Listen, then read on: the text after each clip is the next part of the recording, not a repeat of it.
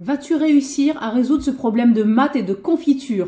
En gros, on a réparti 5,4 kg de confiture de cerise dans 19 pots de 3 tailles différentes, un grand pot, un moyen pot, un petit pot. Et on a mis ces pots sur 3 étagères et chaque étagère contient exactement le même poids de confiture.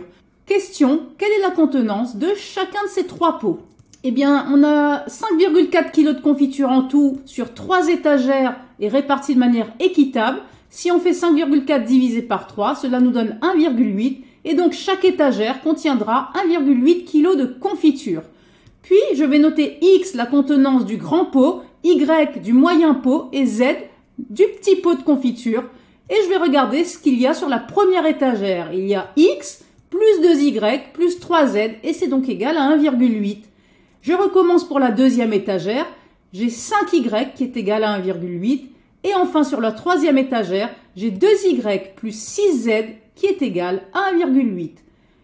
Je vais me préoccuper de la deuxième équation puisque c'est la plus simple. 5Y égale 1,8. Je divise par 5 de chaque côté. Cela me donne Y égale 1,8 sur 5.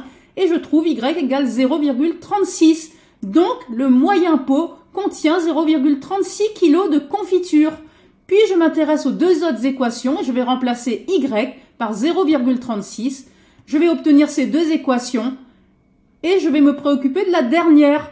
Je vais soustraire 0,72 de chaque côté. Cela va me donner 6Z égale 1,8 moins 0,72, c'est-à-dire 1,08. Puis je vais diviser par 6 à gauche et à droite. Je vais donc obtenir Z égale 1,08 sur 6, c'est-à-dire 0,18. Et donc mon petit pot contient 0,18 kg de confiture. Puis, il va me rester une équation dans laquelle je vais remplacer Z par 0,18. Je vais donc avoir cette équation et 0,72 plus 0,54, ça fait 1,26. Puis, je vais soustraire 1,26 de chaque côté. Je vais donc avoir X égale 1,8 moins 1,26. J'obtiens donc X égale 0,54. Et donc, le grand pot de confiture contient 0,54 kg de confiture. Miam! Si tu as aimé cette vidéo, partage-la et abonne-toi. Bye!